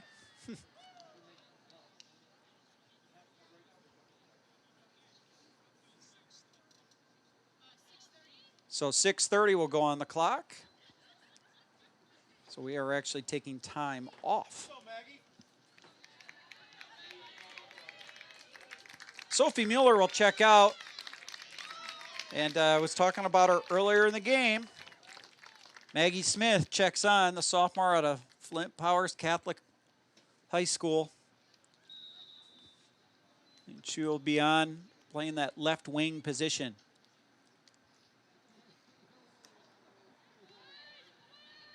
Anna Reimink plays it back to Mitchmerheisen. Look out! And the keeper got there just before Smith, who was pinching in from the left wing, got there. Jordan Hartman, freshman keeper who has had a lot of action in this match. With under 6 to go, boots it up to the center circle. Albion still leading 1-0 against Kalamazoo.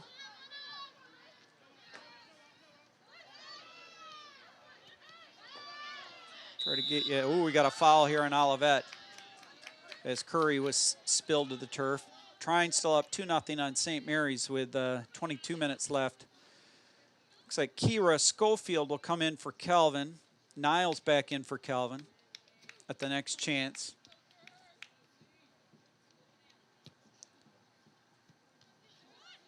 Knuckleball, free kick by the Knights. Smith kicked out by Olivet. Subs coming up for Calvin, and keep the clock running. We're above 5 minutes yet, so it will run. So Mitch Merheisen out and Rymink out, and we are back underway. Up toward Williams, who will just sit on the ball. Kicked out of bounds by Olivet. Thrown by Williams, kicked out by the Comets. Other game that we were following, Adrian up 5-1 with about 5 minutes left. They're at Docking Stadium over Elma. So it looks like Adrian's going to get a win. The other two games probably a little too close to call quite yet. Be a corner kick for the Knights. I have lost track. I had my stats in front of me. I can tell you in just a moment. 16th corner of the match for Calvin. Wow. Ball returned to Williams, who centers it through, and nobody there. Pretty good ball by Williams, just nobody anticipated it.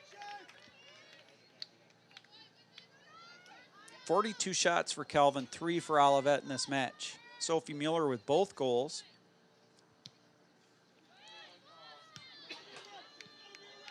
Ball one out of the air by the Knights. Stepping up is Maria Vanderlei.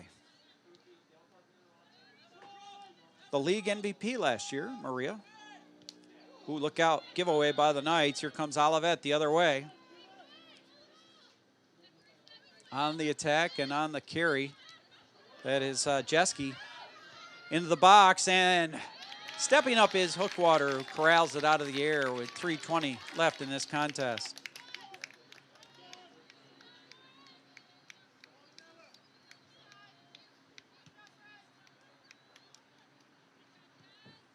They are almost at full time there at Albion. 56 seconds left with Albion up 1-0. Only goal came in the 29th minute of play. It's like Albion's Raina Edwards scored the goal for the Brits. They will be a tough team to play this year. Everybody in the MIAA in women's soccer will be tough. Men's soccer too, for that matter, but we'll get to that when we have our next men's soccer match here at home, which will be this Saturday against Illinois Wesleyan, 1 o'clock. That's a non-conference game, but we can talk some conference soccer as well. And trying to pinch in was Houtsma, couldn't quite get there.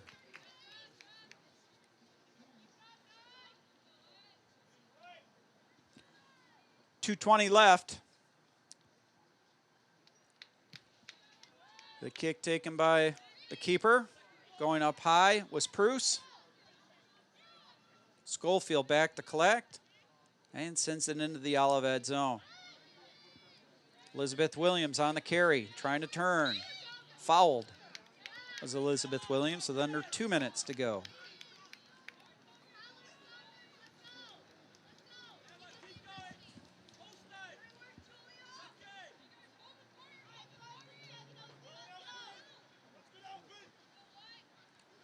Maria Vanderlei bends it in.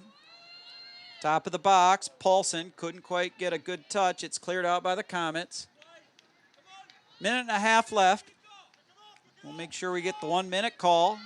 Elizabeth Williams centers it. Nice little pass to Houtsma. Houtsma trying to beat 2 defenders. Back to Williams. Will she take a shot? On the carry. Still on the carry. Sends it back outside to Schofield. Schofield, nice crossing pass. Houtsma was pressing in, but the keeper, Hartman, was there. We've got 1 minute left. 1 minute remaining in regulation.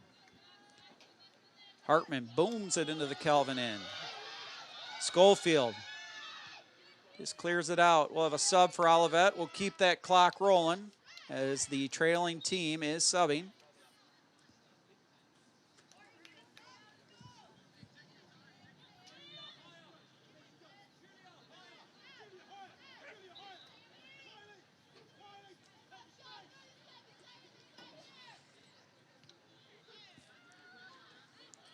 25 seconds left in this one. One out of the air by Pruce. Schofield gets a little touch. Now Niles, ball into the box, and there's Hookwater with one final save.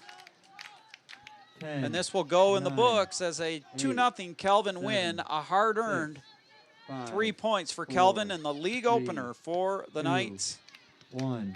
They open up the league season in winning fashion. Kelvin 2, Olivet nothing. So to wrap it up here from Kelvin, I want to say thank you for everyone for listening to this broadcast. Until our next one, we say so long.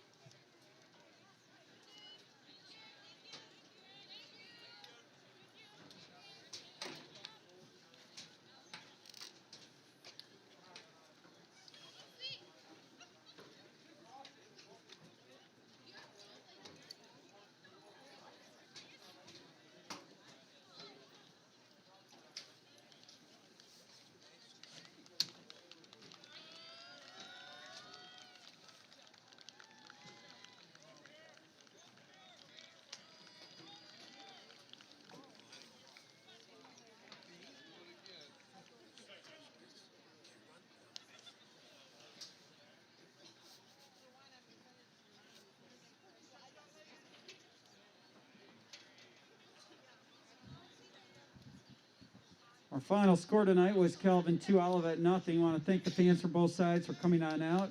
Please travel home safely. Quickly, some other MIAA scores on the women's side tonight. Albion was leading late against Kalamazoo, 1-0. Trine was leading with about 15 minutes left over St. Mary's, 2-0. And Adrian leading late in the contest against Elma, 5-1. Women's soccer team on the road Saturday at Elma, 4 o'clock contest. The next home contest here at Zeitema Field will be the men's soccer team hosting Illinois Wesleyan this coming Saturday at 1 o'clock. 1 o'clock here at Zeitema Field. Again, thanks for coming on out, folks, and please travel home safely.